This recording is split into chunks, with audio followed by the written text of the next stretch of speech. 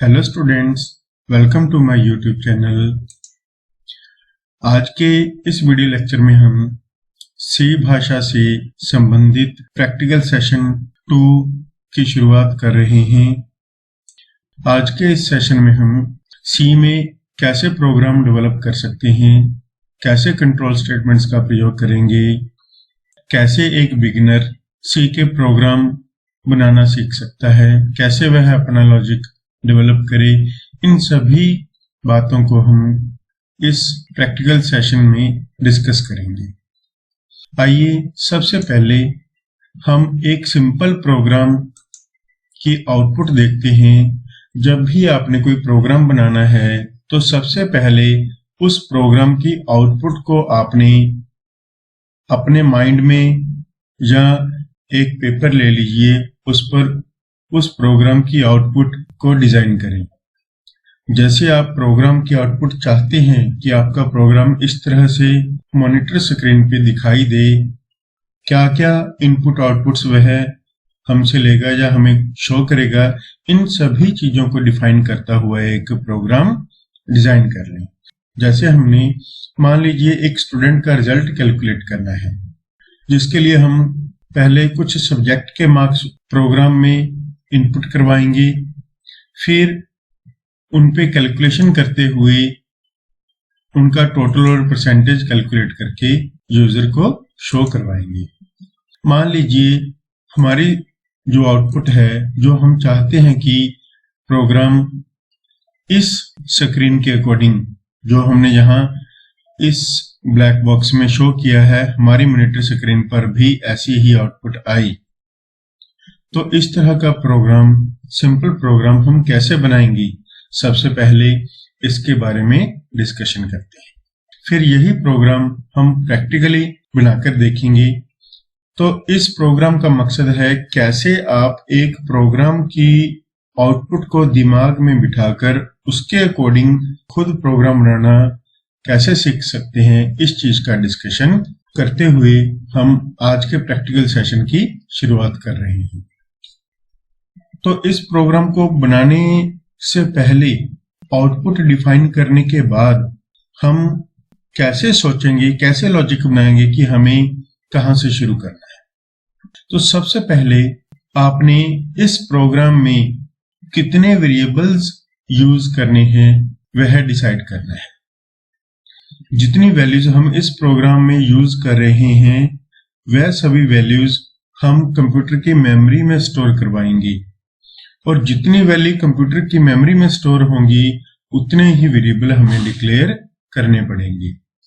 तो इस एग्जांपल में हम टोटल 5 वैल्यूज का प्रयोग कर रहे हैं, 86, 96, 84, 266, 88.67। यह वैल्यूज कोई भी हो सकती हैं, बट इन वैल्यूज को मेमोरी में स्टोर करवाने के लिए हमें वेरिएबल्स का प्रयोग करना पड़ेगा। तो सबसे पहले जब आप लॉजिक डेवलप करोगे किसी प्रोग्राम को बनाने का, तो कौन कौन से वेरिएबल्स, कितने वेरिएबल्स आपको चाहिए, यह आपने डिसाइड करना है। उसके बाद इन वेरिएबल्स की डाटा टाइप्स क्या होनी चाहिए, कौन से वेरिएबल्स इंटीजर में लें, कौन से फ्लोट में, कौन से कैरेक्टर टाइप में, एंड सो ऑन।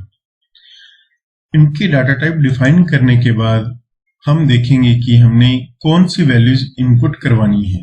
जैसे मैथ के मार्क्स एंटर करवाने को बोला है, साइंस के मार्क्स एंटर करवाने के लिए बोला गया है, और इंग्लिश के मार्क्स एंटर। तो ये 3 जो वैल्यूज हैं, इनके मार्क्स हम यूजर से एंटर करवाना चाहते हैं। तो ये तीनों वेरिएबल्स जो इनके लिए हम डिफाइन कर रहे हैं, उनकी वैल्यूज हमने यूजर से इनपुट करवानी है। इन तीनों वैल्यूज को इनपुट करवाने के बाद हम क्या करेंगे, कैलकुलेशंस। क्या क्या कैलकुलेट कर रहे हैं, टोटल मार्क्स कितने ऑब्टेन किए, जो कि इन तीनों का टोटल है। उसके बाद परसेंटेज का फार्मूला प्रयोग करते हुए हम परसेंटेज कैलकुलेट करेंगे।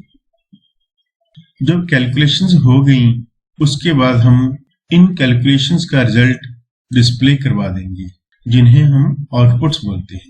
तो इस तरह से जब आपने किसी आउटपुट के अकॉर्डिंग कोई प्रोग्राम बनाना है तो आप इस सीक्वेंस में अगर प्रोग्राम को एनालाइज करेंगे, उसके बाद आप प्रोग्रामिंग शुरू करेंगे तो इजीली आपका प्रोग्राम बनेगा। तो आइए सबसे पहले देखते हैं कि कौन कौन से वेरिएबल्स हम इस प्रोग्राम के लिए प्रयोग करेंगे। इन वेरिएबल्स के नाम हम math, science, English, total and percentage ले सकते हैं। बाकी जैसे जो भी नाम हमें इन वेरिएबल्स के लिए सूटेबल लगता है, हम इन वेरिएबल्स का वह नाम भी रख सकते हैं। 5 वैल्यूज हैं हमारे प्रोग्राम में, तो हमने 5 वेरिएबल डिफाइन करने हैं। अब इन वेरिएबल्स की डाटा टाइप क्या होगी वह डिफाइन करेंगे। ये सभी वेरिएबल्स जैसे हम आउटपुट में देख पा रहे हैं, यहाँ पे सभी वैल्यूज इंटीजर टाइप की हैं। इनमें कहीं भी फ्रैक्शनल पार्ट हमने स्टोर नहीं करवाना, तो इनकी डाटा टाइप इंट ले लेंगे। और जो परसेंटेज मार्क्स हैं उसके साथ हम फ्रैक्शनल पार्ट का प्रयोग कर रहे हैं। और जब भी हम परसेंटेज कैलकुलेट करते हैं तो तकरीबन हर बार जो परसेंटेज है फ्रैक्शनल पार्ट के साथ ही कंसिडर की जाती है, तो परसेंटेज को हम फ्लोट डाटा टाइप में लेंगे। अब तीसरी चीज है इनपुट्स। तो इस प्रोग्राम में जैसे कि हमने पहले भी डिस्कस किया है, ये तीनों जो स्टेटमेंट्स हैं वह इनपुट को रिप्रेजेंट कर रही हैं। ये तीनों वैल्यूज हमने यूजर से इनपुट करानी हैं। तो इनके लिए हम प्रिंटफ की हेल्प से यह मैसेज शो करवाएंगे, और इनपुट के लिए हम सी में क्या प्रयोग करते हैं, स्कैनफ फंक्शन। तो स्कैनफ फंक्शंस की हेल्प से हम यह तीनों इनपुट्स के काम को कंप्लीट करेंगे। उसके बाद हम टोटल और परसेंटेज कैलकुलेट करके फाइनल आउटपुट के तौर पर इन्हें शो करवा देंगे। तो इस तरह से हमने प्रोग्राम बनाने से पहले कुछ वर्क करना है, कुछ काम करना है, उस प्रोग्राम को एनालाइज करने के बाद कि हमें क्या क्या चाहिए वह डिफाइन करना है। उसके बाद ही हम प्रोग्राम बनाना शुरू करेंगे। आइए देखते हैं प्रोग्राम बनाने के बेसिक स्टेप क्या होंगे हमारे। सबसे पहले हम कोड ब्लॉक्स या टर्बोसी या जिस किसी भी IDE का प्रयोग करते हुए आप सी के प्रोग्राम बनाना चाहते हैं, उस प्रोग्राम को ओपन करेंगे। फिर उसमें सी के प्रोग्राम की बेसिक स्ट्रक्चर है जो हेडर फाइल इंक्लूड करके फिर मेन फंक्शन डिफाइन कर देंगे, और जो हमने काम करवाना है आउटपुट के अकॉर्डिंग वह सारा इस मेन फंक्शन की बॉडी में डिफाइन कर देंगे। तो सबसे पहले जब हम प्रोग्राम बनाएंगे तो उसमें वेरिएबल्स डिक्लेयर करेंगे, फिर इनपुट आउटपुट स्टेटमेंट्स जो प्रोग्राम का लॉजिक है, जो सीक्वेंस है, उसके अकॉर्डिंग हम इनपुट आउटपुट स्टेटमेंट्स को डिफाइन करेंगे। फिर इनपुट्स के अकॉर्डिंग जो कैलकुलेशन हम करना चाहते हैं वह कैलकुलेशन एक्सप्रेशंस की हेल्प से वह कैलकुलेशन करवाएंगे, और फिर कैलकुलेटेड वैल्यूज को फाइनल आउटपुट के फॉर्म में हम आउटपुट स्टेटमेंट्स का प्रयोग करते हुए मॉनिटर स्क्रीन पे दिखा देंगे। तो आइए हमारे इस प्रोग्राम की आउटपुट के अकॉर्डिंग और इन स्टेप्स के अकॉर्डिंग हम सी का एक सिंपल प्रोग्राम बनाना शुरू करते हैं। सबसे पहले हम कोड ब्लॉक्स डबल क्लिक करेंगे, कोड ब्लॉक को ओपन करेंगे। इसमें हम नई फाइल बनाएंगे और सी के प्रोग्राम की बेसिक स्ट्रक्चर है जो वह लिख देंगे।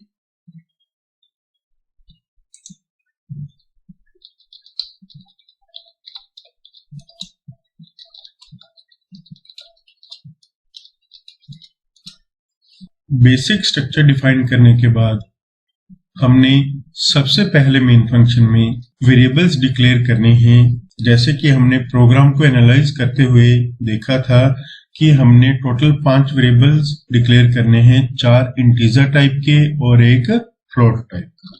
तो आइए सबसे पहले 4 variable math, science, English, total declare करते हैं। उसके बाद हम फ्लोट टाइप का परसेंट नाम का वेरिएबल डिक्लेयर करें। अब सभी वेरिएबल्स डिक्लेयर हो चुके हैं। वेरिएबल डिक्लेयर करने के बाद हमने प्रोग्राम लॉजिक के अकॉर्डिंग जो काम करवाने शुरू करने हैं वह अब शुरू करेंगे। हमने इस प्रोग्राम के आउटपुट के अकॉर्डिंग प्रोग्राम बनाना शुरू करना है। तो इनके लिए सबसे पहले वेरिएबल्स और उनकी डाटा टाइप्स डिफाइन हो चुकी हैं। अब इनपुट करवाने के लिए मैथ, साइंस और इंग्लिश इन सब्जेक्ट्स की वैल्यू को इनपुट करवाने के लिए हम कुछ इनपुट आउटपुट स्टेटमेंट्स का प्रयोग करेंगे। तो सबसे पहले हम क्या करवाना चाहते हैं, एक मैसेज शो करवाना चाहते हैं एंटर मार्क्स इन मैथ, जिसके लिए हम प्रिंटफ स्टेटमेंट का प्रयोग करेंगे।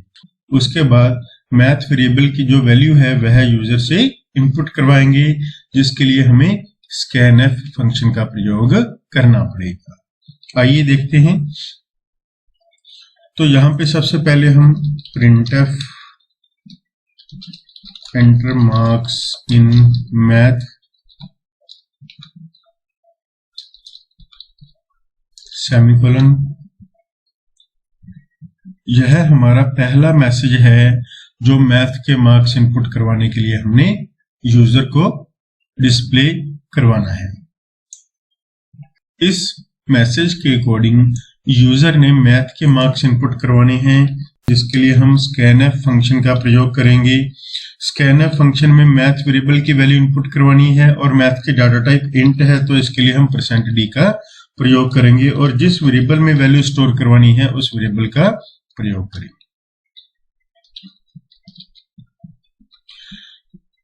एक सब्जेक्ट का मैसेज और वैल्यू इनपुट होने के बाद अब यूजर को फिर से एक नया मैसेज आएगा, printf enter marks in science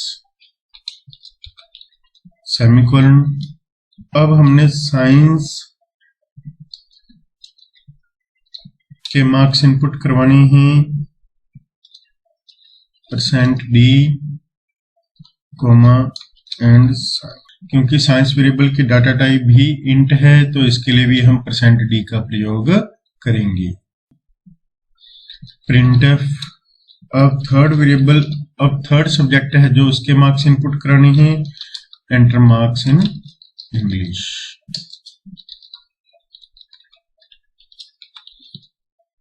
semicolon.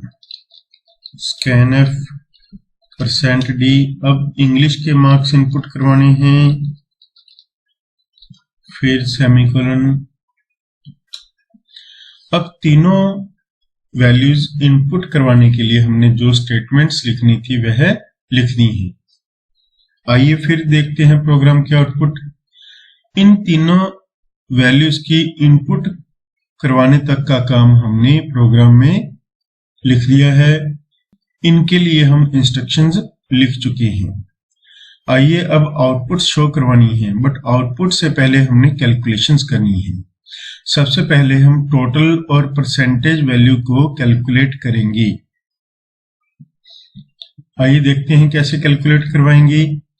तो टोटल कैलकुलेट करने के लिए हमने टोटल नाम का एक वेरिएबल लिया है। टोटल इक्वल्स टू किस का टोटल करना है, जो मैथ में वैल्यू स्टोर है, जो साइंस में वैल्यू स्टोर है, जो इंग्लिश में वैल्यू स्टोर है। जो वेरिएबल्स हमने सब्जेक्ट के मार्क्स इनपुट करवाने के लिए प्रयोग किए थे उन सभी का टोटल, उनमें स्टोर्ड वैल्यूज का टोटल हमने करवा दिया और टोटल वेरिएबल में स्टोर करवा दिया।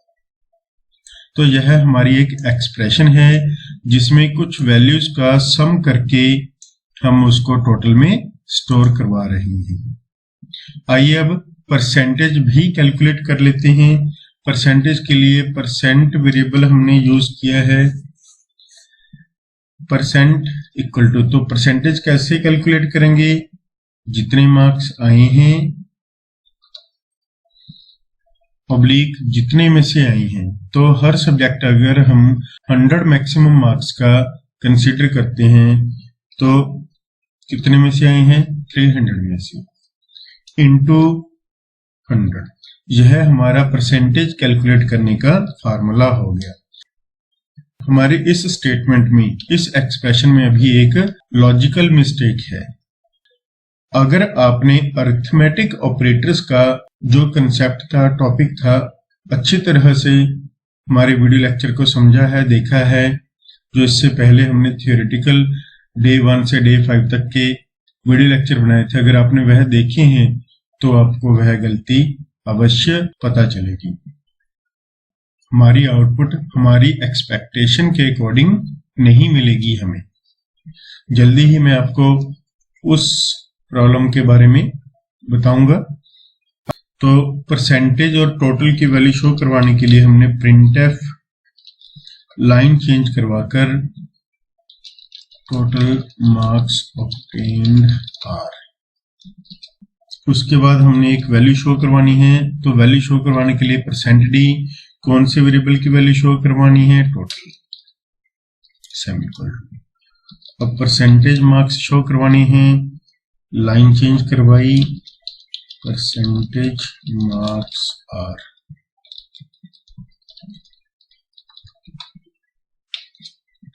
अब यहाँ पे क्या कोड यूज करेंगे, परसेंट एफ, क्योंकि हमने परसेंट वेरिएबल की वैल्यू शो करवानी है और परसेंट वेरिएबल है जो वह फ्लोट टाइप का है, इसलिए हमने यहाँ पे परसेंट एफ लगाया है फ्लोट टाइप की वैल्यू को शो करवाने के लिए। यह हमारा प्रोग्राम हमारे इस आउटपुट के अकॉर्डिंग हमने डिफाइन कर दिया है।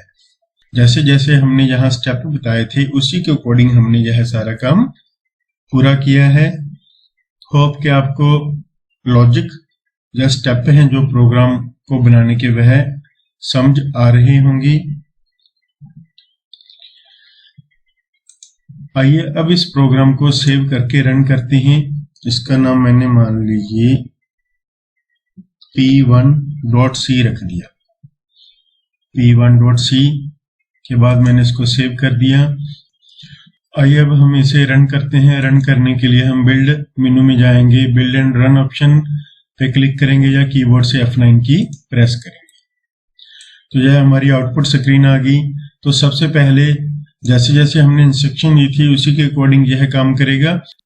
सबसे पहले उसने मेमोरी में कुछ वेरिएबल्स डिफाइन किए, उसके बाद सबसे पहली output printf enter marks in math आएगा, जहां पे हमने कोई भी वैल्यू फॉर एग्जांपल 56 इनपुट करवा दी। फिर अगली स्टेटमेंट 56 इनपुट करवाने का काम किसने किया, स्कैनफ मैथ में। 56 मैथ में इनपुट हुए, उसके बाद एंटर मार्क्स इन साइंस, अगला मैसेज आ गया। फिर साइंस की वैल्यू हमसे पूछ रहा है, साइंस की वैल्यू मान लीजिए हमने 68 कर दी, 68 साइंस में स्टोर हुआ। फिर एंटर मार्क्स इन इंग्लिश आएगा, इंग्लिश के मार्क्स हमने मान लीजिए 80 कर दिए, 80 मार्क्स इंग्लिश वेरिएबल में जाएंगे। फिर इन तीनों का टोटल होकर टोटल में स्टोर होगा। फिर उसी के अकॉर्डिंग परसेंटेज कैलकुलेट होगी।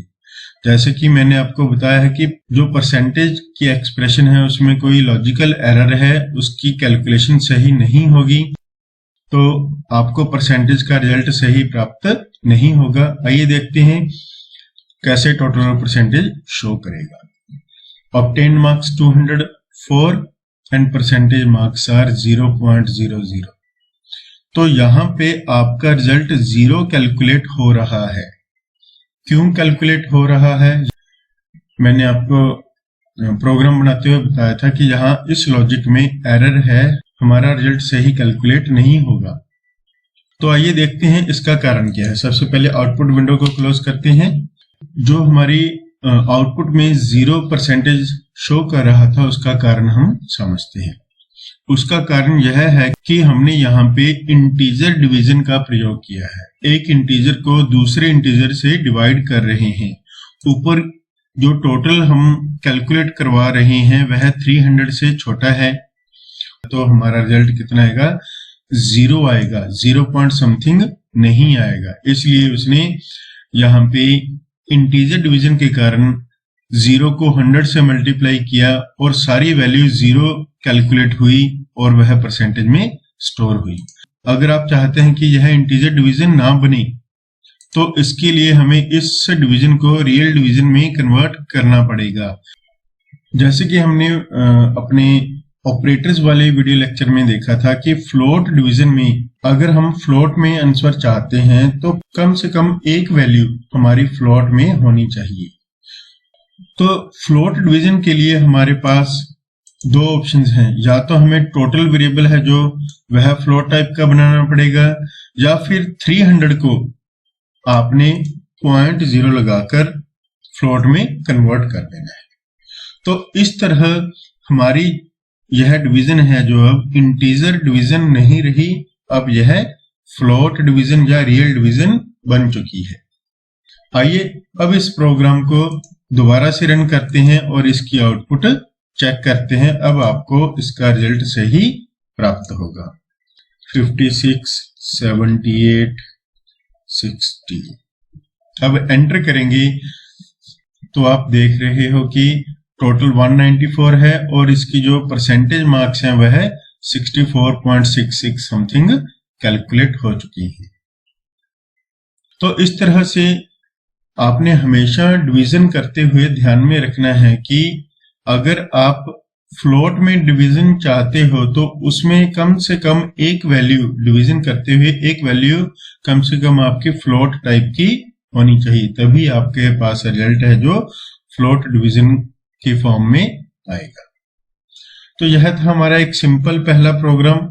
होप कि आपको यह प्रोग्राम बनाना आ गया होगा, कैसे लॉजिक बनाने हैं, कैसे प्रोग्राम की आउटपुट के अकॉर्डिंग हम लॉजिक बना सकते हैं, कैसे उस सीक्वेंस को हम प्रोग्राम में लिखेंगे, कौन कौन सी चीजें हम प्रोग्राम बनाते हुए ध्यान में रखेंगे, इन सब बातों का हमने एक एग्जाम्पल की हेल्प से डिस्कशन किया है। आइए अब इसी प्रोग्राम को आगे बढ़ाते हुए इसमें कंट्रोल स्टेटमेंट्स का भी प्रयोग करना सीखें। जैसे हमने यहाँ पे परसेंटेज शो की है, हम चाहते हैं कि परसेंटेज के अकॉर्डिंग स्टूडेंट को उसका रिजल्ट फेल या पास भी शो हो। तो फेल और पास दो में से एक काम करवाना है, तो यहां पे हम क्या यूज करेंगे, decision making statement, if else. तो स्टूडेंट की परसेंटेज के ऊपर डिपेंड करेगा कि उसका रिजल्ट उसे पास शो हो या फेल शो हो।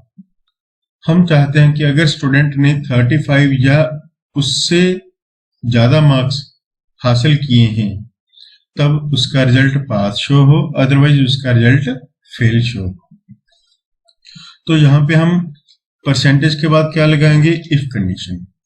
तो यहाँ पे हमने परसेंट वेरिएबल की वैल्यू को चेक करना है जिस पर हमारा डिसीजन मेकिंग का काम डिपेंड करता है।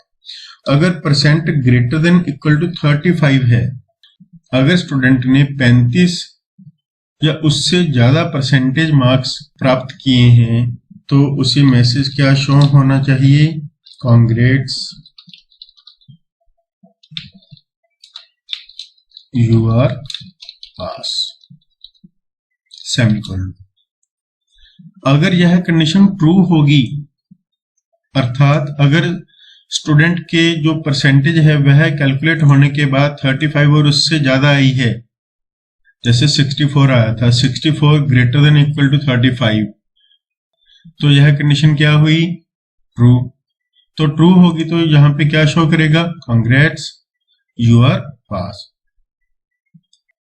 अगर यह कंडीशन फॉल्स होती, अर्थात स्टूडेंट के मार्क्स 28, 25, 27 लाइक समथिंग आती, तो हम एल्स पार्ट में जाकर प्रिंटफ क्या लिखेंगे, sorry you are fail, semicolon. तो इस तरह से आप डिसीजन मेकिंग का काम करवा सकते हैं। जहां पे आपको प्रोग्राम में डिसीजन लेना था कि पास शो हो या फेल शो हो, वहां पे हमने ब्रांचिंग स्टेटमेंट का प्रयोग करते हुए डिसीजन मेकिंग का काम करवा दिया। अब यह पास या फेल का जो रिजल्ट है वह किस पे डिपेंड करता है, परसेंटेज पे। तो हमने जहां पे इफ के साथ जो कंडीशन लगाई है उसमें हम क्या यूज कर रहे हैं, परसेंट, क्योंकि हमारी परसेंटेज जो कैलकुलेट हुई है वह इसी वेरिएबल में स्टोर है। अगर इसमें स्टोर्ड वैल्यू 35 या 35 से बड़ी है तब यह मैसेज शो होगा, अदरवाइज एल्स पार्ट पर आकर प्रोग्राम ने हमें यह मैसेज शो करवा देना है। आइए देखते हैं इस प्रोग्राम को रन करके। एंटर मार्क्स इन मैथ, तो ये देखिए कांग्रेट्स यू आर पास। क्योंकि हमारा जो परसेंटेज है वह 67 कैलकुलेट हो रहा है, जो कि 35 से ग्रेटर देन और इक्वल टू है। तो हमारी परसेंटेज कितनी कैलकुलेट हुई है? 67। तो यहाँ पे हमारी value 67 greater than equal to 35 बन गई, तो रिजल्ट क्या हुआ? ट्रू। अगर ट्रू है तो इफ के बाद वाला ब्लॉक काम करेगा और उससे काम करने के बाद बाहर आ जाएंगे। आइए इस प्रोग्राम को दोबारा से कैलकुलेट करते हैं। अब दूसरा रिजल्ट एल्स वाला पार्ट चेक करते हैं। Build and run. हमने वैल्यूज भर दी 34, 32, 23। अब एंटर करेंगे तो टोटल ऑब्टेन मार्क्स कितने आ गए? 89। अब परसेंटेज कितनी कैलकुलेट हो रही है? 29 पॉइंट समथिंग।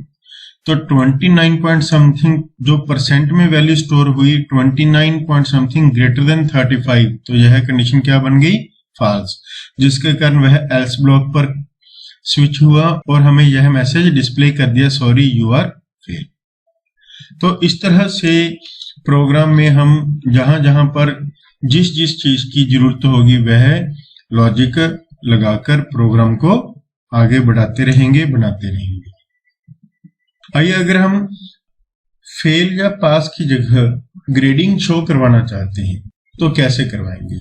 हम चाहते हैं कि अगर स्टूडेंट ने 80 और 80 से अबव मार्क्स गेन किए हैं तो उसका ग्रेड ए शो हो। अगर 60 और 60 से ज्यादा मार्क्स गेन किए हैं तो ग्रेड बी शो हो। 40 और 40 से ज्यादा मार्क्स हैं तो ग्रेड सी शो हो। अगर 40 से कम है तो ग्रेड डी शो हो। अब हमारे पास यहाँ 4 ऑप्शंस हैं। 4 आउटपुट में से किसी एक आउटपुट को हमने डिस्प्ले कराना है, या ग्रेड ए शो हो, या ग्रेड बी शो हो, या ग्रेड सी, या ग्रेड डी, जो कि परसेंटेज की वैल्यू पे डिपेंड करेगा। 80 और 80 से अबव ए, 60 और 60 से अबव बी, 40 और 40 से अबव सी और 40 से कम डी। तो इन चारों में से मल्टीपल कंडीशंस हैं, तो मल्टीपल कंडीशंस को टेस्ट करने के लिए हम क्या यूज कर सकते हैं? Else if ladder. तो आइए देखते हैं एल्स इफ लेटर की सहायता से हम कैसे इन चारों में से कोई एक काम को करवा सकते हैं। तो सबसे पहली जो सिचुएशन है हमारे पास, इफ परसेंटेज, हमने प्रॉब्लम स्टेटमेंट में क्या बताया कि अगर percentage greater than equal to 80 है तो क्या शो हो? Grade A, grade A. Otherwise अगर परसेंटेज 80 से ज्यादा नहीं है तो वह एल्स पर आएगा, अर्थात अगर यह कंडीशन फॉल्स है, उसके percentage marks greater than equal to 80 नहीं है तो फॉल्स होने पर वह एल्स पे आएगा। और यहाँ पे हमने एक और कंडीशन लगा देनी है, और यहाँ पे क्या चेक करेगा? क्या percentage greater than equal to 60 है। अब दूसरी कंडीशन चेक हो रही है, अगर पहली फॉल्स होगी तो अगर ग्रेटर देन इक्वल टू 60 है तो यहाँ पे क्या शो होना चाहिए? Grade B.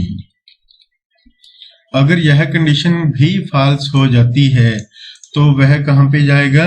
एल्स पे। अब अगली कंडीशन क्या है? Greater than equal to 40। तो अगली कंडीशन जो हमने चेक करनी है, percent greater than equal to 40। तो यहां पे क्या लिखेंगे? Printf grade C. उसके बाद 3 सिचुएशंस हो चुकी हैं। लास्ट वन हमारी ग्रेड डी है, जिसमें हमने डिफाइन किया था कि ग्रेड डी कब शो हो? अगर परसेंटेज की वैल्यू लेस देन 40 है। तो यहां पर हम फिर से एल्स लगाएंगे और यहां पे फिर से इफ लगा सकते हैं, इफ परसेंटेज लेस देन 40। पर इसे लगाने की जरूरत नहीं है। क्यों नहीं है? क्योंकि हमारे पास अगर यह 3 चीजें, तीनों में से कुछ भी ट्रू नहीं है तो फोर्थ जो सिचुएशन बच गई वह तो होगी ही होगी। अगर 80 से अबव नहीं है मार्क्स, 60 से भी ज्यादा नहीं है, 40 से भी ज्यादा नहीं है, तो लाजमी तौर पर वह जो मार्क्स आएंगे वह 40 से कम ही होंगी। तो आपको यहाँ पर कंडीशन लगाने की जरूरत नहीं है। अगर लगा भी देंगे तब भी कोई इशू नहीं है, बट कंप्यूटर को एक कंडीशन ज्यादा चेक करनी पड़ेगी। तो हम यहाँ पे इसको हटा देते हैं। तो जितनी सिचुएशंस आपको, कंडीशंस जितनी आपको बताई गई हैं, उससे एक कम इफ कंडीशन लगेगी। जैसे आपको 4 सिचुएशन बताई गई थी, तो आपने सिर्फ 3 इफ लगाने हैं। जो लास्ट वन सिचुएशन होती है वह एल्स पार्ट है, जो एल्स इफ लैडर का अपने आप उस कंडीशन को कवर कर लेता है, क्योंकि एल्स का मतलब है इस कंडीशन से उल्ट। इस कंडीशन का उल्ट क्या हुआ कि परसेंटेज अगर 40 से ज्यादा नहीं है, तो एल्स में आने का मतलब क्या हुआ, परसेंटेज की वैल्यू 40 से कम है। तो एल्स में आने का मतलब क्या हुआ कि परसेंटेज की वैल्यू 40 से कम है। तो यहाँ पे हमें इफ कंडीशन लगाने की जरूरत नहीं पड़ेगी। तो यहाँ पे हम सिंपल लिखेंगे printf ग्रेड डी। तो इस तरह से हम इन 4 स्टेटमेंट्स में से कोई एक स्टेटमेंट को एल्स इफ लैडर की हेल्प से डिस्प्ले कराएंगे। तो मल्टीपल कंडीशंस टेस्ट करने के लिए, मल्टीपल स्टेटमेंट्स में से किसी एक स्टेटमेंट को एग्जीक्यूट करवाने के लिए हम एल्स इफ का प्रयोग कर सकते हैं। तो इस इफ एल्स लैडर में कौन सी स्टेटमेंट काम करेगी, यह डिपेंड करता है कि एग्जीक्यूशन के दौरान सबसे पहली ट्रू कंडीशन उसे प्रोग्राम को कौन सी मिलती है। अगर पहली कंडीशन ही ट्रू मिल गई तो उसने ग्रेड ए में से शो करवा के उससे बाहर आ जाना है। बट अगर पहली कंडीशन फॉल्स हुई तब वह एल्स इफ पे आएगा और दूसरी कंडीशन को टेस्ट करेगा। अब अगर दूसरी कंडीशन ट्रू हो जाती है तो ग्रेड बी शो करेगा और उससे बाहर आ जाएगा। परंतु अगर यह कंडीशन भी फॉल्स हो जाती है तो एल्स पे आएगा और थर्ड कंडीशन चेक करेगा। अगर थर्ड कंडीशन ट्रू है तो इसके बाद वाला इफ वाला काम करेगा, उससे बाहर आ जाएगा। अगर यह कंडीशन भी फॉल्स है तो एल्स पार्ट पर आकर यह काम उसने करना ही करना है। तो इस तरह से जो भी पहली कंडीशन ट्रू मिल गई वह काम करेगा। अगर कोई भी कंडीशन ट्रू नहीं है तो एल्स वाला पार्ट अपना काम करेगा ही करेगा। तो एक बात को और ध्यान में रखना है आपने, जितनी कंडीशंस आपको दी गई हैं उससे एक कम इफ कंडीशन आप यहाँ पे लगाओगे, क्योंकि जो लास्ट वन कंडीशन होती है वह एल्स अपने आप कवर कर लेती है। आइए अब इस प्रोग्राम को एग्जीक्यूट करते हैं और इसकी आउटपुट को चेक करते हैं। एंटर मार्क्स इन मैथ हमने 56, 78, 90। तो यहाँ पर हमारे पास 74 समथिंग परसेंटेज मार्क्स आ गए हैं। तो 74 आइए देखते हैं किसके साथ मैच करता है। पहली condition 74 greater than equal to 80 क्या हुई, फॉल्स। तो यह एल्स पार्ट पे आ गया। और यहाँ पे दूसरी इफ कंडीशन है जो 74 ग्रेटर देन इक्वल टू 60, तो यह क्या बन गई, ट्रू, क्योंकि 74 ग्रेटर देन इक्वल टू 60 है। तो यह इफ के बाद वाली स्टेटमेंट है जो ग्रेड बी, यह अपना काम करेगी और हमें मैसेज ग्रेड बी शो करवाने के बाद हम इस एल्स इफ लैडर से बाहर आ जाएंगे। आइए अब हम एल्स इफ लैडर की सहायता से एक प्रोग्राम और बनाते हैं। उस प्रोग्राम में हम largest of 3 values find out करेंगे। कैसे इस प्रोग्राम को बनाएंगे, कैसे इसका लॉजिक डिफाइन करेंगे, आइए देखते हैं। न्यू एम्प्लीफाई, इस फाइल में फिर हम सबसे पहले प्रोग्राम की बेसिक स्ट्रक्चर है जो वह डिफाइन करेंगे।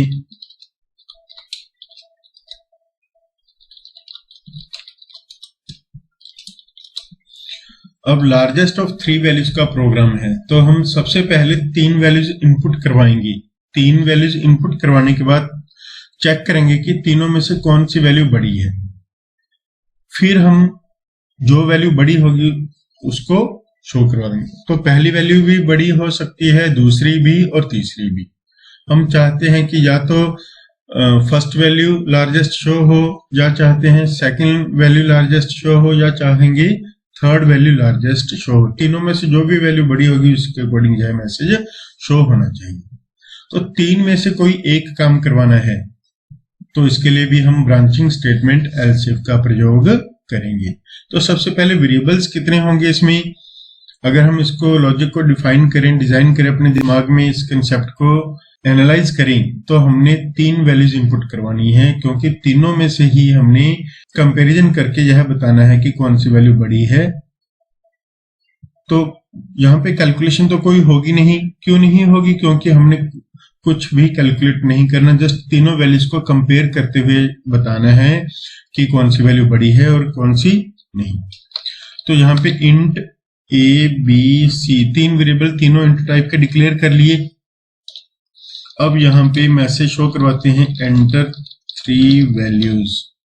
एक साथ में ही हम 3 वैल्यूज इनपुट करवा रहे हैं। स्कैनएफ तो कितनी बार %d लगेगा? 3 बार, क्योंकि हमने 3 वैल्यूज को इनपुट करवाना है।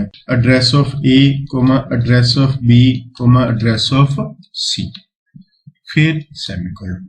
हमने तीनों वैल्यूज इनपुट करवा दी हैं इस पॉइंट पे। तो उसके बाद हमने सिर्फ कंपेयर करना है इन तीनों वैल्यूज को। तो एलसीफ लैडर की सहायता से हम यह काम कैसे करेंगे? पहले ए को बी से कंपेयर करेंगे। अगर ए बी से बड़ा है तो हम साथ में चाहते हैं कि ए को सी से भी कंपेयर किया जाए। तो लॉजिकल ऑपरेटर एंड का प्रयोग करेंगे। अगर यह दोनों कंडीशंस ट्रू हैं, अर्थात ए बी से भी बड़ा है एंड ए सी से भी बड़ा है, तो एंड ऑपरेटर ने इन दोनों का रिजल्ट ट्रू होने पर ही हमें ट्रू वापस करना है। अगर दोनों कंडीशन ट्रू हो जाती हैं तो नेचुरल है कि हमारा ए नंबर, सबसे पहला नंबर सबसे बड़ा होगा। तो इस सिचुएशन में हम क्या शो करवाएंगे? Printf first value is the largest value. परंतु अगर a की वैल्यू b और c से बड़ी नहीं होती, अर्थात कोई एक कंडीशन दोनों में से फॉल्स हो जाती है, तो हम कहां पे आ जाएंगे? एल्स पे। तो a तो चेक हो गया कि सबसे बड़ा नहीं है। अगर एल्स पे आए तो इट मींस a सबसे बड़ा नहीं है। तो यहां पे अब हम कंडीशन क्या लगाएंगे? क्या b a से बड़ा है एंड b c से बड़ा है? अब हम b को चेक कर रहे हैं, क्या b a और c दोनों से बड़ा है? अगर b a और c दोनों से बड़ा है तो प्रिंटफ में हम क्या शो करवाएंगे? Second value is the largest value. अगर b की वैल्यू a और c दोनों से बड़ी हुई तब हमें मैसेज शो होगा second value is the largest value. परंतु अगर यह कंडीशन भी फॉल्स हो जाती है, अर्थात इन दोनों में से कोई एक कंडीशन भी फॉल्स हो जाती है, तब हम दोबारा से एल्स पे आएंगे। तो क्या हमें c को चेक करने की जरूरत है a और c से? नहीं। क्यों? क्योंकि हमने a भी चेक कर लिया, b को भी चेक कर लिया। अगर ना तो a बड़ा है और ना ही b बड़ा है, तो एल्स पे आने का मतलब क्या हुआ? हमारे पास सिर्फ c बचता है, तो c ही a और b से बड़ा होगा। तो यहाँ पे इफ कंडीशन लगाकर c को चेक करने की जरूरत नहीं है। अपने आप अंडरस्टूड है कि अगर a भी बड़ा नहीं है, b भी दोनों वैल्यू से बड़ा नहीं है, तो नेचुरल है c बाकी दोनों में से बड़ा होगा। तो यहाँ पे क्या शो करवाएंगे? Printf third value is the largest value. तो ये था हमारे इस प्रोग्राम का लॉजिक। आइए अब इस प्रोग्राम को पहले सेव करते हैं। इसका नाम दे देते हैं p2.c। सेव। अब इसको एग्जीक्यूट करते हैं। Build and run. Enter 3 values.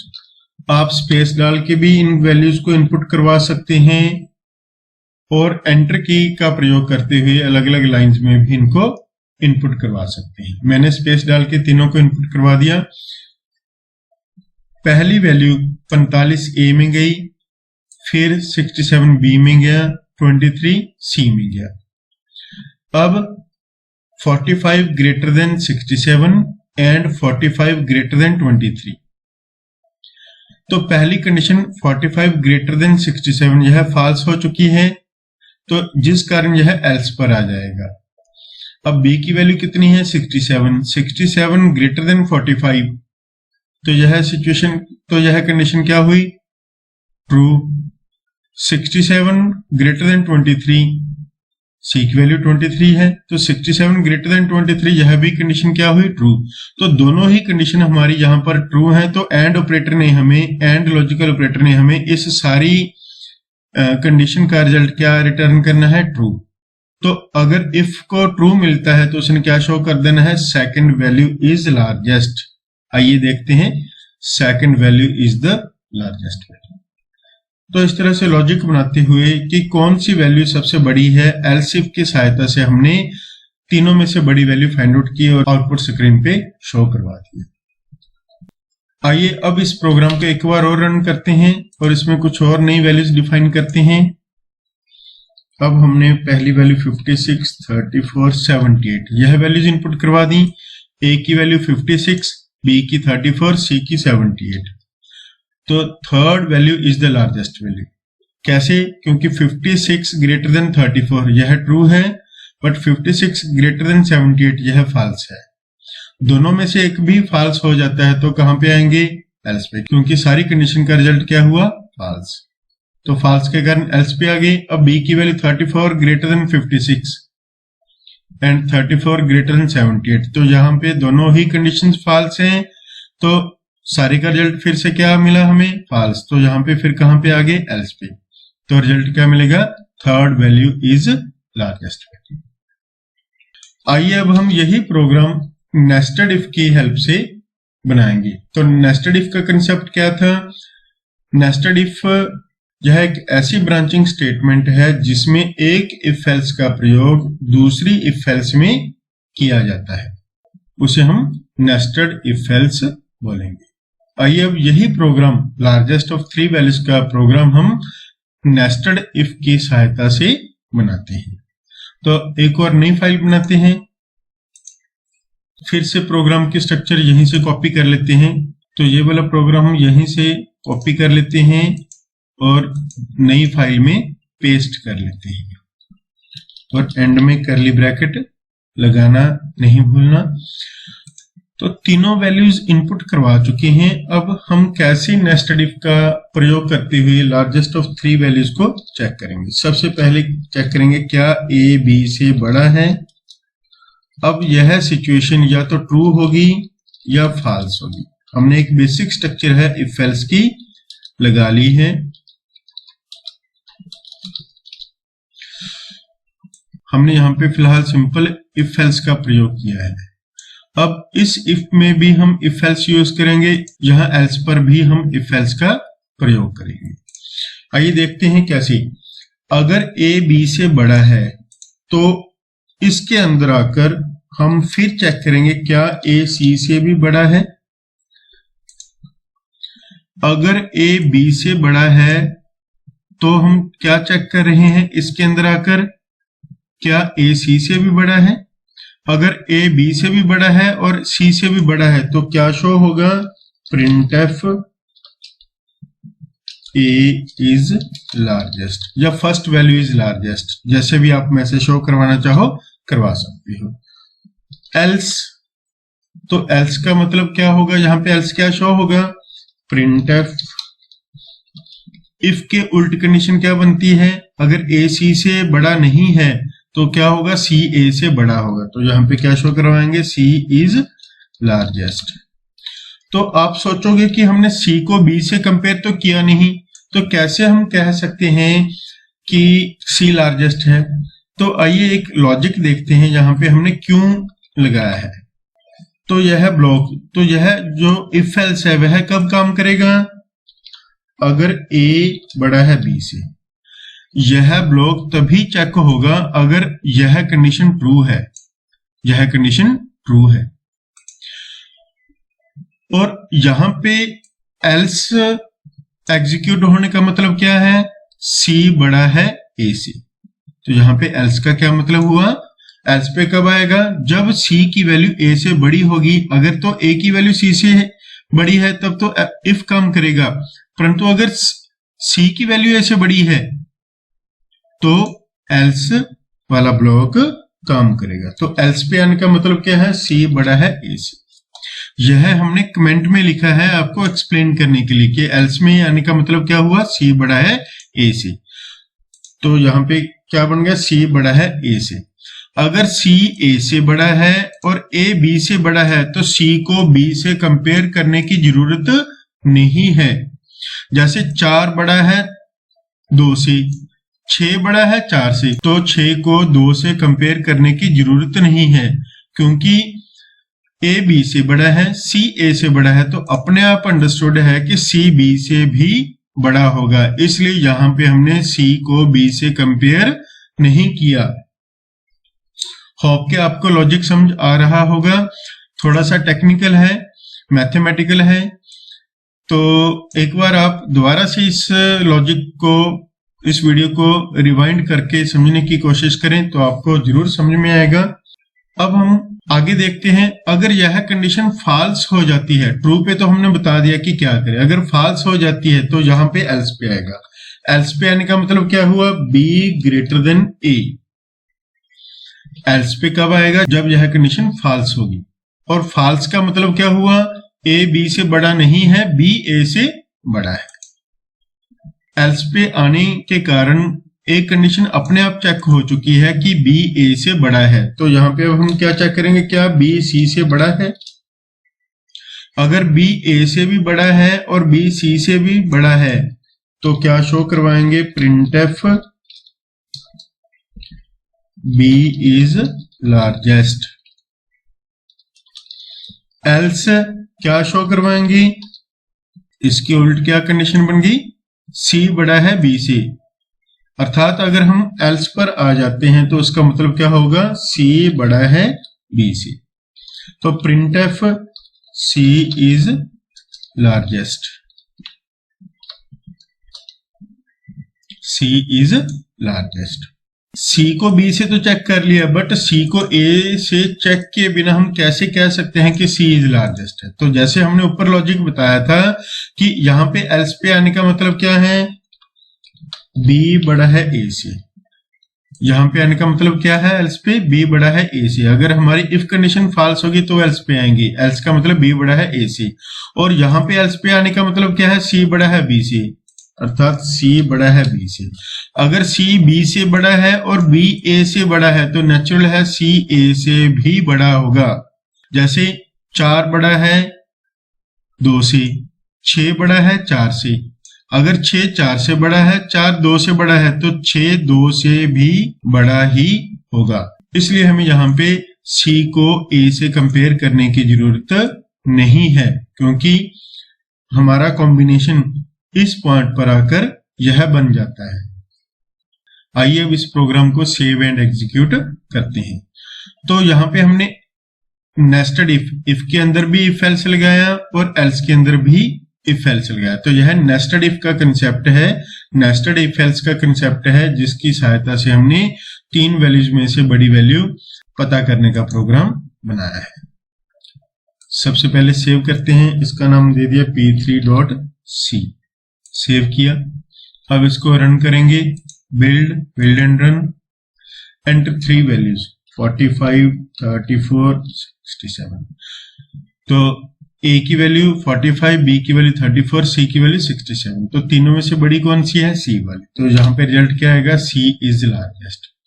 अब कौन सा सी इज लार्जेस्ट शो हो रहा है, यहाँ पे भी हमने सी इज लार्जेस्ट लिखा है, यहाँ पे भी 45 ए की वैल्यू है, 34 बी की। 45 greater than 34, 45 greater than 34, condition क्या हुई, ट्रू। तो इसका मतलब यह इफ ब्लॉक चलेगा, एल्स ब्लॉक ये वाला नहीं चल रहा। तो अब यहां पे आ गई, यह कंडीशन ट्रू है, तो यहां पे क्या चेक होगा, 45 ग्रेटर देन 67। तो ये कंडीशन क्या हुई, फॉल्स। तो यहां पे आ गए एल्स, तो क्या शो हो रहा है, सी इज लार्जेस्ट। तो आपने इस प्रोग्राम को समझने के लिए सिंपली क्या करना है कि इन वैल्यूज को इसमें पुट करना है, और हमारे बेसिक रूल है जो इफ एल्स का, कि कंडीशन ट्रू होने पे इफ ब्लॉक चलेगा, एल्स ब्लॉक तब चलता है जब कंडीशन फॉल्स हो। तो उस बेसिक रूल को ध्यान में रखते हुए आपने इस प्रोग्राम में इन वैल्यूज को पुट करके मैन्युअली एग्जीक्यूट करके देखना है। फिर आपको इसके एग्जीक्यूशन फ्लो का अपने आप पता चल जाएगा कि कहाँ पे कैसे वो एग्जीक्यूट करते हुए ब्रांचिंग का काम कर रहा है। तो इस तरह से हम विभिन्न प्रकार की कंट्रोल स्टेटमेंट्स को कैसे प्रयोग कर सकते हैं, इसका हमने प्रैक्टिकल करते हुए 1 बाय 1 डिस्कशन किया है। बहुत सारे प्रोग्राम हैं जो इन कंट्रोल स्टेटमेंट्स की सहायता से बनाए जा सकते हैं। सभी प्रोग्राम्स को हम यहाँ पे एक्सप्लेन कर सकें यह पॉसिबल नहीं है। हम एक एक दो दो प्रोग्राम बनाते हुए आपके सारे कंसेप्ट हैं वो क्लियर करवाने की कोशिश करेंगे।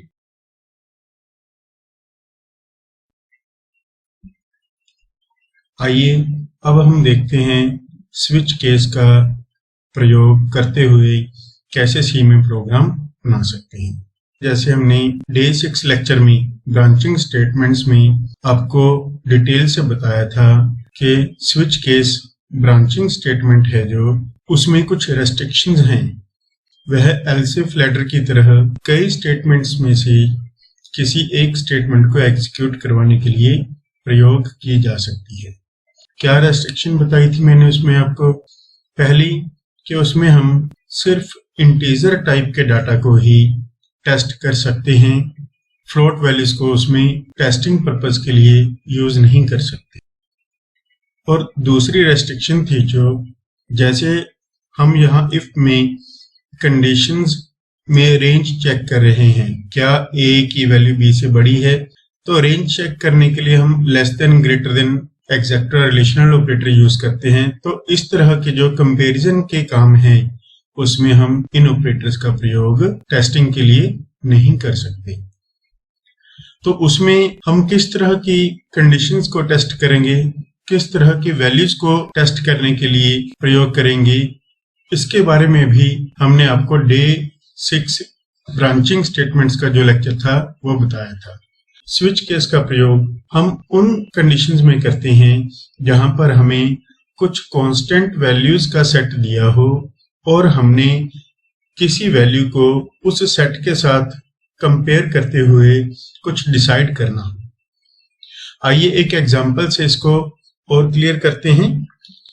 जैसे हम चाहते हैं कि हम कोई डे का नंबर इनपुट करवाएं और उस डे के नंबर के अकॉर्डिंग हमें उस डे का नाम शो हो।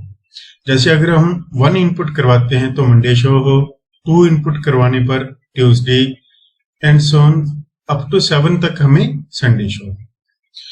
तो हमने सिर्फ ये 7 वैल्यूज को स्विच केस में यूज करते हुए एक पर्टिकुलर काम करवाना है।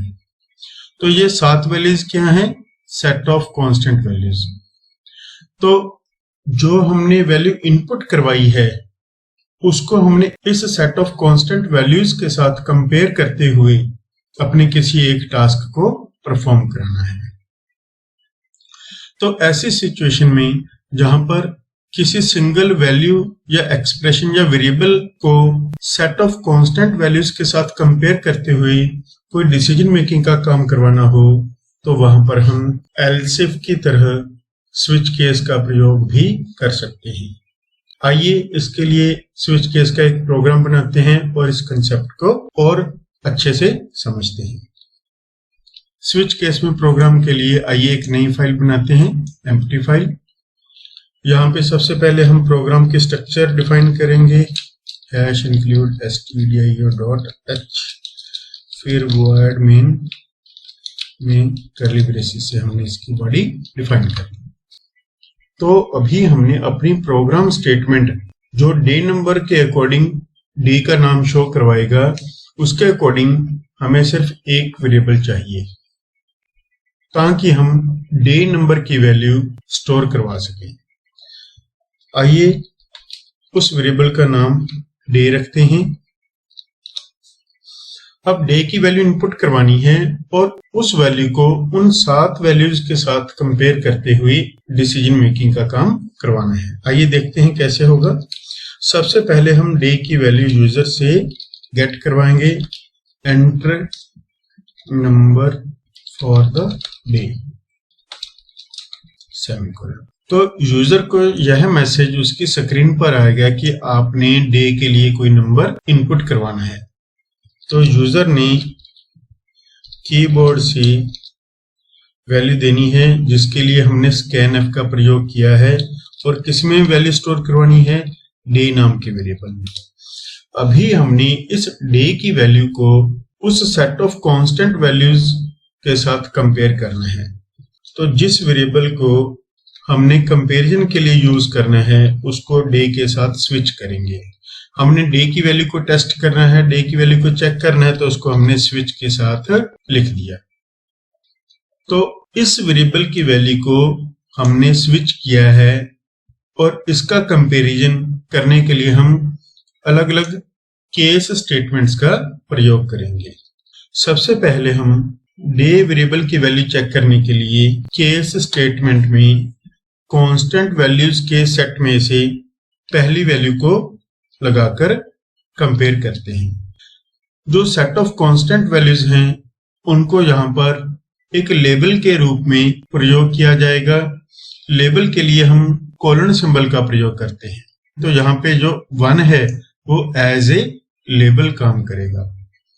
तो अगर डे की वैल्यू इस केस लेबल के साथ मैच कर जाती है तो प्रोग्राम ने इसके साथ दी हुई स्टेटमेंट को एग्जीक्यूट करवा देना है।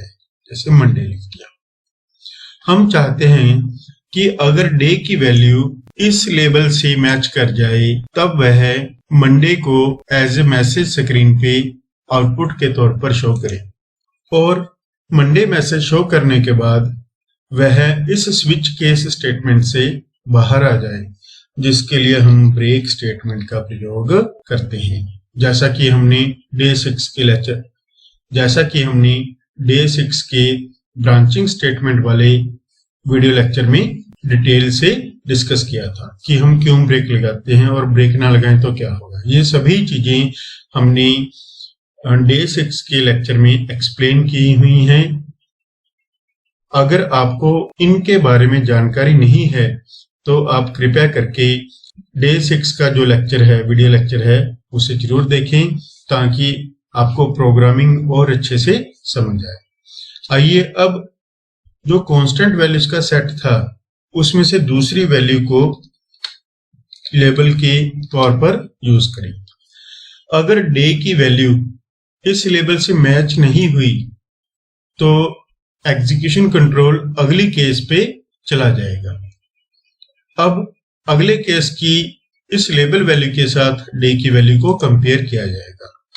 अगर इसके साथ वैल्यू कंपेयर होकर मैच कर जाती है तो हमने मैसेज शो करवाना है ट्यूसडे और उसके बाद हम ब्रेक लगाकर उससे बाहर आ जाएंगे। इसी तरह से हम सभी case label 1 by 1 constant values का जो सेट है उनमें से सभी वैल्यूज को 1 by 1 केस लेबल के साथ यूज करेंगे और उसके अकॉर्डिंग मैसेज शो करवाते रहेंगे। केस 4 printf यहाँ पे शो हो, Thursday break, case 5 printf Friday break, case 6 printf। आप इन स्टेटमेंट्स को अलग अलग लाइंस में भी लिख सकते हैं। Break, case 7 printf Sunday. तो इस तरह से हमने सभी केस स्टेटमेंट्स में सेट ऑफ कांस्टेंट वैल्यूज को एज ए लेबल यूज करते हुए यूज किया है। अगर डे की वैल्यू इन सभी केसेस में से किसी भी केस के साथ मैच नहीं करती तो उसके लिए स्विच केस में हम क्या यूज करते हैं? Default statement. Default statement else statement की तरह काम करती है। अगर कोई भी इफ कंडीशन ट्रू नहीं होती तो इफ एल्स में एल्स वाला ब्लॉक एग्जीक्यूट होता है। उसी तरह से अगर जो वेरिएबल हमने स्विच के साथ अटैच किया है, अगर इसकी वैल्यू किसी भी केस लेबल के साथ मैच नहीं होती तो प्रोग्राम का एग्जीक्यूशन फ्लो डिफॉल्ट स्टेटमेंट पर चला जाएगा और इसमें दिया गया काम शो होगा, रॉन्ग वैल्यू। अर्थात अगर यूजर 8, 9, 10 इस तरह से कोई भी और वैल्यू, इन 7 वैल्यूज के अलावा कोई भी और वैल्यू डालता है तो वह किसी डे के नंबर को रिप्रेजेंट नहीं करेगी, इसलिए हम मैसेज शो करवा रहे हैं रॉन्ग वैल्यू। और इसके बाद ब्रेक लगाना या ना लगाना कोई फर्क नहीं पड़ेगा, क्योंकि इसके बाद वैसे भी स्विच स्टेटमेंट पूरी हो जाएगी। अगर ब्रेक लगाते हैं तब भी कंट्रोल इससे बाहर आएगा, अगर नहीं लगाया तब भी इसके बाद कंट्रोल है जो स्विच केस से बाहर आना ही आना है। इसलिए यहाँ पे ब्रेक लगाना या ना लगाना कोई फर्क नहीं पड़ेगा। तो आइए अब इस प्रोग्राम को सेव करके एग्जीक्यूट करते हैं और देखते हैं क्या रिजल्ट आएगा। इसको हम p4.c के नाम से सेव कर रहे हैं। सेव पे क्लिक किया, हमारा प्रोग्राम सेव हो चुका। इसको रन करने के लिए बिल्ड एंड रन पे क्लिक किया। अब हमारे पास यहाँ पे डे वेरिएबल मेमोरी में एलोकेट होने के बाद डे की वैल्यू पूछी जा रही है इस स्कैनफ के द्वारा। हमने डे का नंबर 3 भर दिया, तो जब एंटर करेंगे तो यह 3 वैल्यू किस में स्टोर हो जाएगी, डे में। तो स्विच के साथ जो डे वेरिएबल है उसमें कितना आएगा, 3। अब 3 वैल्यू को पहले केस लेवल के साथ मैच करेंगे। क्या 3 लेवल 1 के साथ मैच होता है, नहीं। तो उसके बाद दूसरे लेवल से मैच होगा, इसके साथ भी उसकी वैल्यू मैच नहीं होगी। तो इसी तरह तीसरे केस के साथ डे में भी 3 है और यह लेवल भी 3 है, तो 3 को 3 से कंपेयर किया तो यह क्या है, सेम है। तो केस 3 के बाद जो स्टेटमेंट है प्रिंटफ वह एग्जीक्यूट होगी और इसने हमारे आउटपुट स्क्रीन पर वेडनेसडे शो कर देना है। और इसके बाद अगली स्टेटमेंट ब्रेक है, जिसके कारण हम इस स्विच केस से बाहर आ जाएंगे और हमारा प्रोग्राम पूरा हो जाएगा। आइए देखते हैं, जब एंटर करूंगा तो क्या शो होगा, वेडनेसडे। वेडनेसडे शो होने के बाद हमारा प्रोग्राम खत्म हो चुका है। तो इस तरह से कोई भी वैल्यू अगर हम इनपुट कराते हैं, आइए एक बार फिर इस प्रोग्राम को एग्जीक्यूट करते हैं, बिल्ड एंड रन। आइए अब इसमें हमने वैल्यू स्टोर कर दी 10, तो डे नंबर कोई 10 तो होता नहीं, तो अब यह किसी भी केस के साथ मैच नहीं करेगा, क्योंकि 10 वैल्यू किसी भी केस लेवल के साथ कंपेयर करने पर मैच नहीं होगी। 10 हमारे कांस्टेंट वैल्यूज के सेट में मौजूद नहीं था, तो इसलिए किसी भी केस के साथ कंपेयर करते हुए जब 1 बाय 1 एग्जीक्यूशन आगे की तरफ बढ़ेगी तो किसी भी केस स्टेटमेंट के साथ मैचिंग नहीं होगी। तो क्या एग्जीक्यूट होगा, जब कोई भी केस मैच ना करे तो डिफॉल्ट स्टेटमेंट है वो अपना काम करती है। तो अब डिफॉल्ट स्टेटमेंट में क्या एग्जीक्यूट होगा, प्रिंटफ रॉन्ग वैल्यू। एंटर करते हैं, देखते हैं क्या आउटपुट आएगी, रॉन्ग वैल्यू। तो इस तरह से जब कोई भी केस इस स्विच किए गए वेरिएबल के साथ लेवल को मैच नहीं कर पाएगा, तब डिफॉल्ट स्टेटमेंट ने अपना काम करना है। आइए अब अगर हम ब्रेक स्टेटमेंट को रिमूव कर देते हैं तो क्या होगा वो देखते हैं। वैसे हमने डे 6 लेक्चर में इसके बारे में डिस्कस किया था। ब्रेक स्टेटमेंट को हटाने से फॉल थ्रो की जो प्रॉब्लम आती है वह अराइज होगी। हमने अपने एग्जाम्पल में ब्रेक के स्टेटमेंट को एक्सप्लेन करने के लिए 1-2 जगह पर ब्रेक को रख लिया है और बाकी जगह से ब्रेक को हटा दिया है, ताकि आपको ब्रेक के होने या ना होने का जो रीजन है अच्छे से क्लियर हो जाए। बाकी और कोई चेंजेस नहीं की, कुछ जगहों पर हमने ब्रेक को खत्म कर दिया है। आइए अब फिर से इस प्रोग्राम को एग्जीक्यूट करते हैं, रन किया। अब अगर मैं यहाँ पर 1 वैल्यू एंटर करवाता हूं तो डे में 1 स्टोर हो जाएगा, तो 1 वैल्यू फर्स्ट केस लेवल के साथ मैच हो जाएगी और इसके बाद वाली स्टेटमेंट मंडे एग्जीक्यूट होगी और उसके बाद ब्रेक आ गया, जिसके कारण हम स्विच केस से बाहर आ गए। परंतु अगर हम 2 इनपुट करवाते हैं या 3 इनपुट करवाते हैं तब क्या होगा, आइए देखते हैं। डे वेरिएबल में 3 स्टोर हो जाएगा। स्विच के साथ जो डे वेरिएबल है वह 3 वैल्यू को कंसिडर करते हुए पहले केस लेवल के साथ वैल्यू मैच करेगा जो कि मैच नहीं होगी। फिर अगले केस लेवल के साथ वैल्यू कंपेयर की जाएगी, वह भी मैच नहीं होगी। फिर तीसरे केस लेवल के साथ वैल्यू कंपेयर करेंगे तो 3 और 3 केस मैच कर जाएगा और प्रिंटफ वेडनेसडे शो होगा। अब इसके बाद क्योंकि ब्रेक नहीं है तो कंट्रोल स्विच केस से बाहर नहीं आएगा। तो अब क्या होगा, फॉल थ्रो। फॉल थ्रो में क्या होता है कि जिस केस के साथ स्विच किए हुए वेरिएबल की वैल्यू मैच कर जाए उसके बाद आगे वाले केस लेवल्स को कंपेयर नहीं किया जाता। हमारा डे वेरिएबल इस केस लेवल के साथ मैच हो चुका है तो आगे किसी भी केस के साथ अब प्रोग्राम के एग्जीक्यूशन के दौरान किसी भी लेवल के साथ हमारी डे की वैल्यू मैच नहीं होगी क्योंकि वह एक बार मैच हो चुकी है।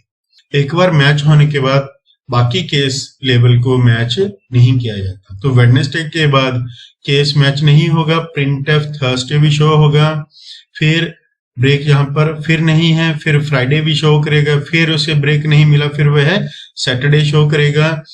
तो सैटरडे के बाद क्या मिल गया उसको, ब्रेक। तो वेडनेसडे, थर्सडे, फ्राइडे और सैटरडे तक हमारी यह आउटपुट हमें शो होगी। Wednesday, Thursday, Friday and Saturday. क्योंकि सैटरडे के बाद ब्रेक मिल गया तो उसके कारण वह उससे बाहर आ गया। तो ब्रेक ना लगाने से क्या होगा कि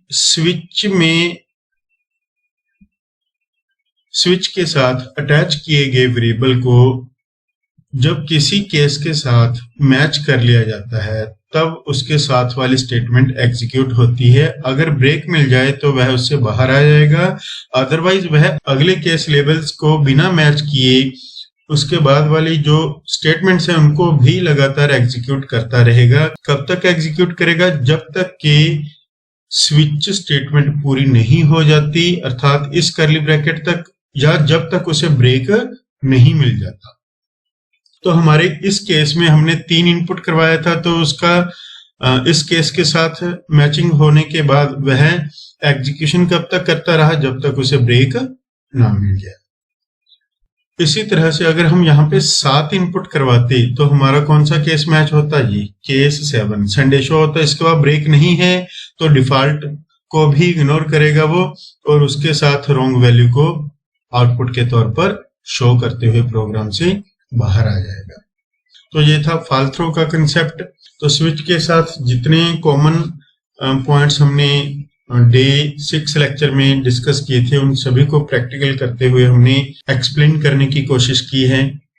होप कि आपको ये सारे कंट्रोल स्टेटमेंट्स हैं जो ब्रांचिंग के, उनकी वर्किंग, उनकी एग्जीक्यूशन फ्लो का आपको अच्छे से पता चल गया होगा। हमारे इस प्रैक्टिकल सेशन का मकसद क्या है कि यह ब्रांचिंग स्टेटमेंट्स हैं जो वह किस प्रकार से कंट्रोल को ट्रांसफर करते हुए प्रोग्राम एग्जीक्यूशन को आगे बढ़ाती हैं, इस चीज को आपको एक्सप्लेन करना हमारा मेन मकसद है।